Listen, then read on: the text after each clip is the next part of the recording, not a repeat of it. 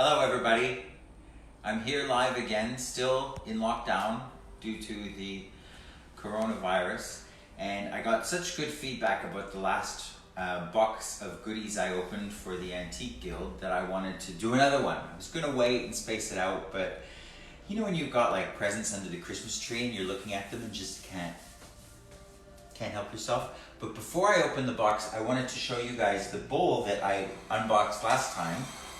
We gave it a bath and took to it with a little toothbrush into all these grooves, and look how beautifully it came up. It is just like new, as it was when the first person who bought it took it home from the Smart Shop in Paris in about 1920. Kind of reminds me of ram horns, this border. And it's an opalescent glass? Yes, opalescent glass, which was a technique that the French in particular perfected, and something that Pierre Davison, the designer of this bowl, would have used and done for the Lalique factory when he worked there for René Lalique. So yeah, just wanted to show you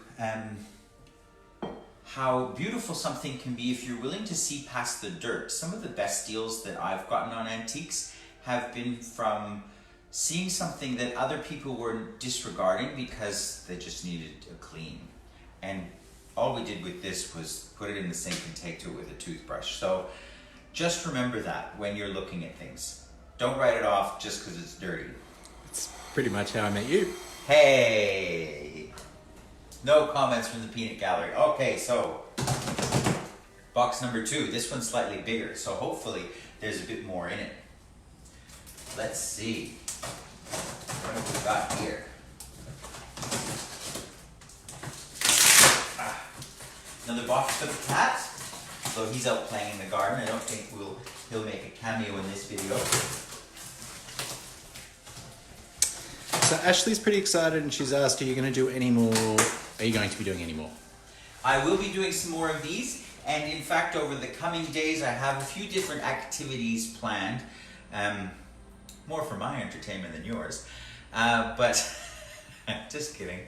I was meant to be giving a talk at the Australian Silver Society on Tiffany & Co. silver, which I collect, and I have some important pieces coming very soon, probably Monday or Tuesday if DHL is to be believed. And because I can no longer give that talk to the Silver Society, I thought I would give it to you guys and show you my collection, because Tiffany silver is something that I collect a lot of. I love my silver, and I have some actually very important museum quality pieces and a smattering of pieces from the history of the Tiffany silver production from as late as the 2000s to the 1850s, which, considering the company was formed so early, that's pretty early silver. So that will occur. I will show you that. Those things aren't for sale as these are. This is shop stock. We also have a lot of new jewelry arriving for the Antique Guild,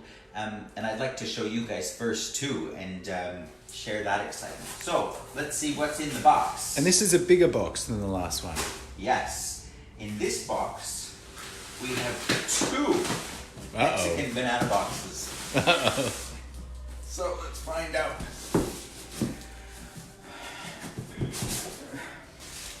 What do we got? What do we got in here? Oh. First things first. Let's see. Oh. Aha. Well, speak of the devil. Now this is a piece of bronze. This is half of a thing, but this is from the Tiffany furnaces, or the Tiffany studios, bronze and glass. So Tiffany, the man himself, was Charles Tiffany, who founded Tiffany & Co. in 1837. But much later, his son, Louis Comfort Tiffany, the one who is famous for all the lead-like glass windows and lamps, and also a lot of the different pieces of decorative art like bronzes and Favre glass, the beautiful glass pieces that he made. He was responsible for those. He's sort of a whole separate thing from the Tiffany & Co. we may all know or be aware of with the jewelry. He did design some jewelry, but he was quite a powerhouse in the world of design. So that is a sign of things to come. That's quite exciting. We'll wait to see where the rest of that vase is. And as Andrew shows you the mark on that piece, you'll probably see there that there is a stamp, if you can read it on the camera, for the factory that made it, and also a number for the design, just a sort of a numeric code. That's very important when you find pieces of Tiffany bronze. Again, it's filthy, needs a little cleanup, but with bronze, make sure to never polish them. If you polish bronze and take away what we call the patina, it really does lose its value. You can see in some of these folds there's a little bit of green verdigris, which is quite fabulous, and you want to maintain that where possible. So this is just the base, and as Chris mentioned, there'll be a piece of glass that goes in on top. But as we know, Lorraine loves to pack things quite well, so it takes a moment. It does. You have to dig a bit through all the tissue. And what do we have here? Piece of glass. Now that, from memory, is the stopper of a fantastic Art Deco decanter. That's a stopper? That's the stopper. I've got 3 big parcels coming out of this box. Which one do we want to open first? Which one's the glass? Is one of them the Well, the glass will be long and thin, so I don't anticipate it's in this box. It may be in the other one. We may have to wait for that. Can we start with that one? I'll start on this one. Let's go. If this is a stopper, I want to see the decanter. That's huge. Yeah.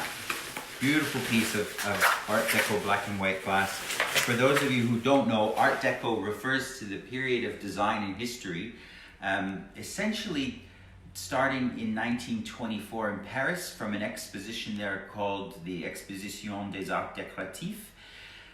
But when we give a period of history a name or give it a style, we don't suddenly arrive at 1924 and go, right, this is now the Art Deco period. It's more in retrospect that we look back at these periods and see what the overarching style and theme was, and then attach a style or a movement to it.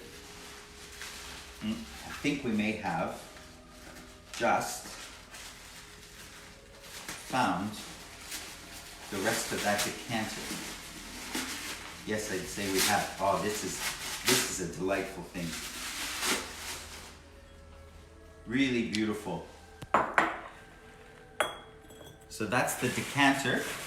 So as for those of you who watched, oh, I guess it's a shaker. Would you call that a shaker or a decanter? I'd call it a decanter. It's got 2 beautiful little lips on it, so you can pour from either side, and this wonderful engraved channel on each end, and then a beautiful black base with the ground pontil mark. It's very sweet. It's lovely. Imagine that filled with punch. Yeah. Now let's go back to that ground pontil mark. You see this mark here with that it's been sort of carved in. That's where, when they were blowing the glass and forming this piece, they snapped it off from the rest of the glass and then polished it in.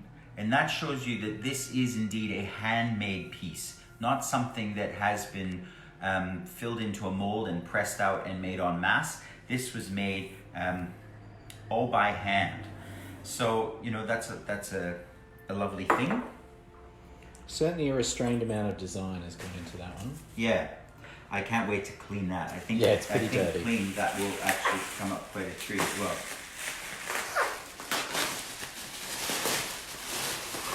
Some hallmarks of the Art Deco design period are that, as you said, restrained design of very geometric shapes and forms, quite pared back. I mean, the things that were also going on at the time were things like aeronautics and flight were starting to become more of a tangible reality for people, and going into concepts like, what's that called when something is, my mind is running a blank. When something is very streamlined so that the air can pass over it. Streamlined? Streamlined. Aerodynamic? Aerodynamic, that's exactly the word I was looking for. And that sort of that sort of shape came from the trains of the period and some of the ships of the period. Now this is obviously beautiful in Art Deco. And filthy, look how dirty it is. So dirty. I can't wait to clean that too. Now this, we've actually had a version of this vase before. And this is by a British porcelain manufacturer called Poole Pottery. And the handles I just love. I call these chubby budgies. And they were inspired by a French designer, actually, by the name of Edgar Brandt. And Edgar Brandt was famous for his works in bronze. And he most famously did the lifts in the Selfridges department store that they're famous for. That there's actually one of the lifts intact in the Museum of London. But this is by Poole Pottery, and they called this color shagreen. And shagreen was basically shark skin. You see that really dappled effect on the finish? That was on purpose. Can you show us the bottom? Yeah. So on the bottom it just says Poole, England. And a very old sales tag. Yeah. So, and the tag says from the USA, and it was made in England, obviously sold in the USA at one point. I found it in New Zealand, and now it's in Australia. Those budgies get around. So that's that one. What's the next one? The funny story about that vase too is we've actually had that vase before, but in a much larger form. And the weekend when I found this, I was looking at it at the shop, and I was trying not to buy it because I knew we already had the larger version. But as soon as I said to myself, you know what, who cares? I really like it, I'll just get it. Andrew here, who's holding the camera, was at a fair in Melbourne or Sydney and actually managed to sell the larger version of the vase the same day I bought the smaller version. So, in one door, out the next. What have we got here?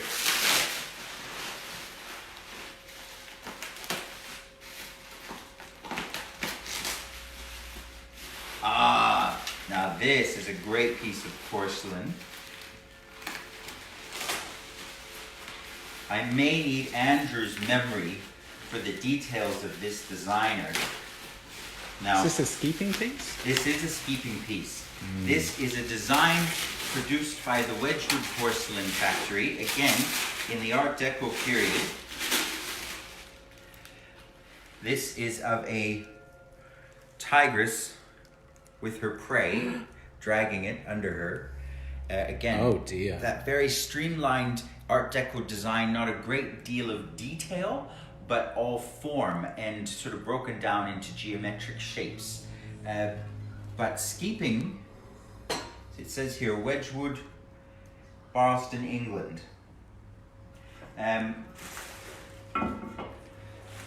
Definitely his main passion was animals. Yes, and that's what he exceeded in. Animals. We here at home have one of the kangaroos that Skeeping did. He did them in black, white, and you do occasionally find them in some other colors. Andrew's just going to take you over to see our kangaroo that's in our personal collection while we dig into the next box. See what other treasure. I'll try and find the rest of that Tiffany glass and bronze vase before we get too far in. Now all this packaging will be reused. Yes, we will all use this. This doesn't go in the bin. I think that's that. So exciting. I love new treasure. The hard part about all this is trying to convince ourselves not to keep any of it. Yeah, this one's beautiful. I know, it is so beautiful. Can you imagine that on a sideboard or on a hall table, just gorgeous, especially, you know, if you had a room that had a lot of black and white in it, or just the simplicity of the color. I think it's divine. So actually, let's open this one. I have a feeling this is the rest of our Tiffany piece. Georgia Watson asks, were the sculptures inspired by the Cubists? Well, actually, if you really look at it, Cubism came later than these Art Deco designs. Art Deco, in some ways, is one of the strongest initial iterations of modernism. You could trace the roots of modernism slightly earlier than that. Cubism was sort of an extension, and Cubism was actually more inspired by African art, in particular some of the ethnographic pieces coming out of places like Gabon in Africa. And if you find pieces of African art from the collection of artists like Pablo Picasso, they are obviously worth a lot based on the provenance, in knowing that they could have inspired some of our friend Mr. Picasso's work.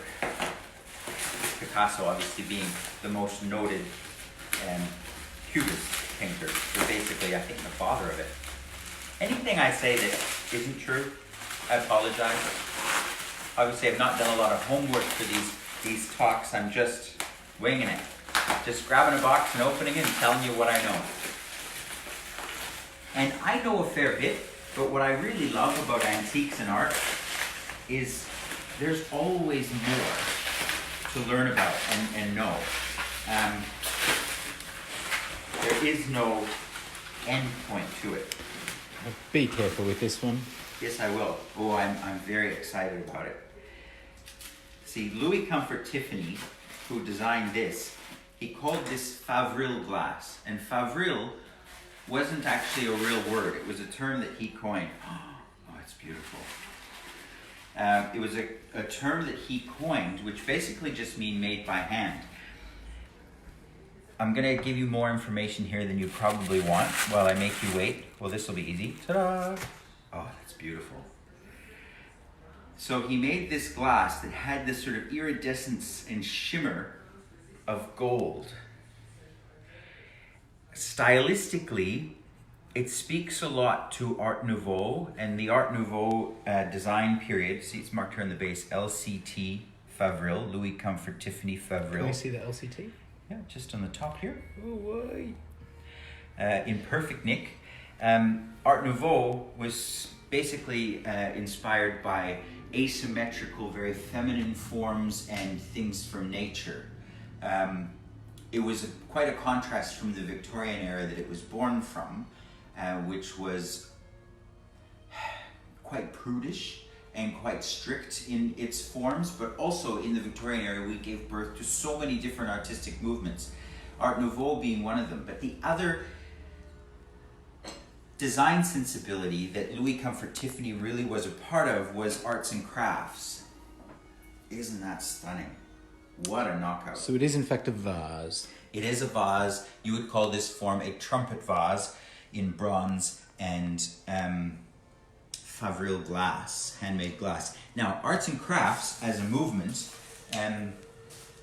was a reaction essentially to the Industrial Revolution. The Industrial Revolution was about making things more affordable to the masses and that more people could afford nicer things. It was a very bourgeoisie sort of thing where we wanted everyone to have a bit more, but we also lost that handmade, artisanally crafted aspect to art. And people like Louis Comfort Tiffany really felt that that was a shame and wanted to go back to an older way of doing things where the artistry of it and the craftsmanship of it was paramount.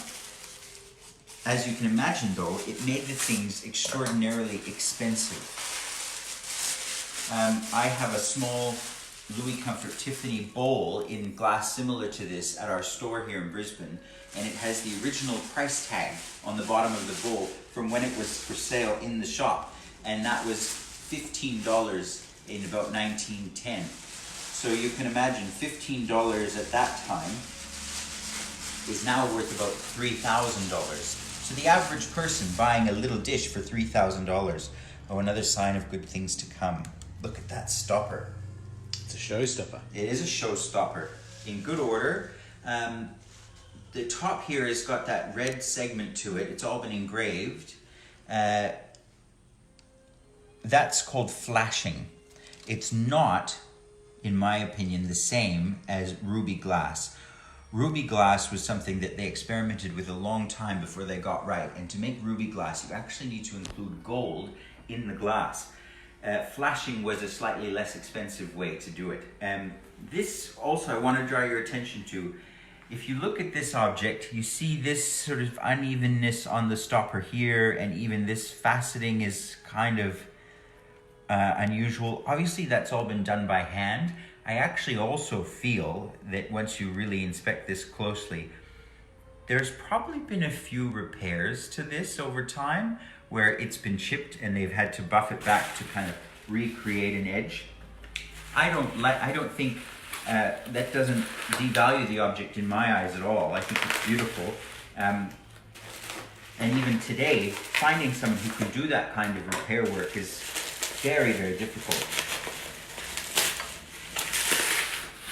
Now I think what I've got here is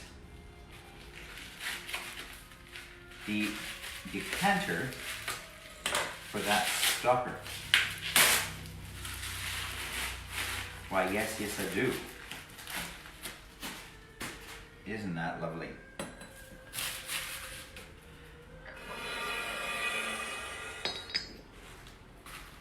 Just fabulous. We're almost at the end of this box. There's just a couple things left, and I think I remember what this is. What we got left?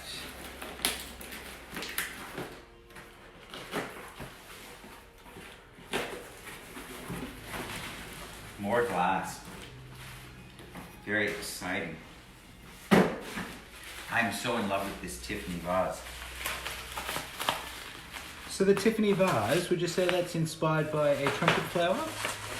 Yeah, very likely. Mm-hmm. And it was a common form of vase at the time. And it would be perfect for flowers, long stem roses, long stem flowers. Yes, and if the vase was made solely of bronze, the bronze would react to the water and it wouldn't actually be that good for the bronze. But the glass, obviously, the beauty of it is you could fill it with the flowers and clean it with relative ease and remove the glass portion of the vase. So it's actually quite a practical design as well.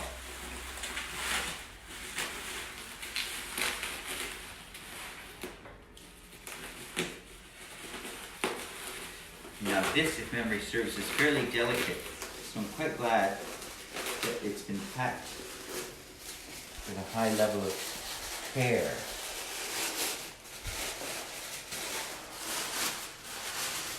Oh, isn't that cute? See that little bowl with little nymphs and pixies running around it? Again, this would be early 20th century glass, just finished with a bit of gilt and some black enameled characters. Pixies playing around, little fairies. I've known a few fairies to play around with in my life. And here's its big brother. Look, they're dancing around with fawns, playing flutes, doing as you do. And there's one more little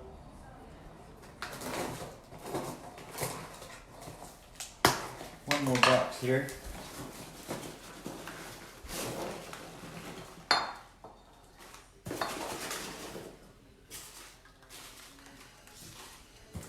What's in the last one?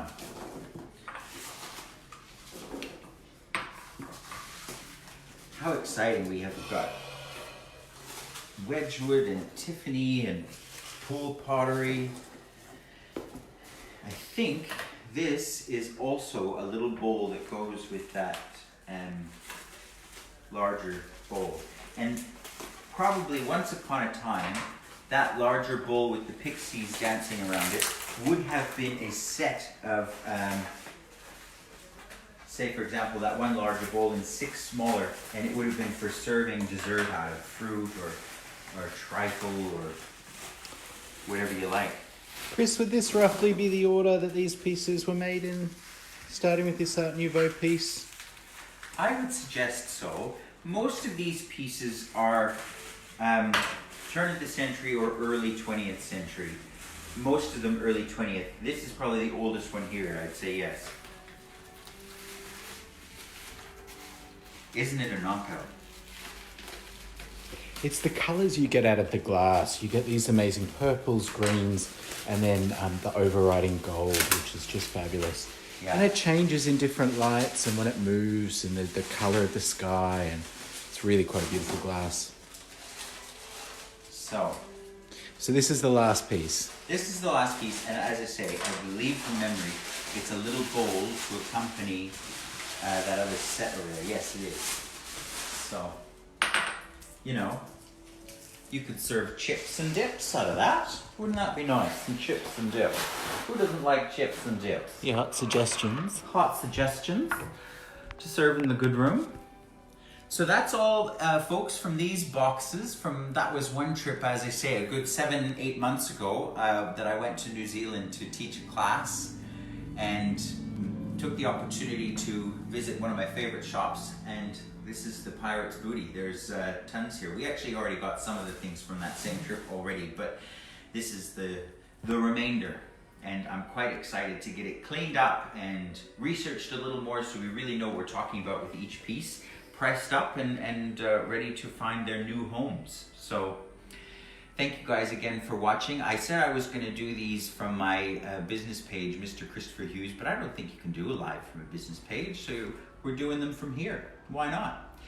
Join us again tomorrow. Tomorrow we have a different treat for you. We're going to start a series of great books from our time, underrated books that I really feel people should be exposed to and hear excerpts from. So tomorrow we're going to be reading from the little known masterpiece, The Man Catcher's Manual.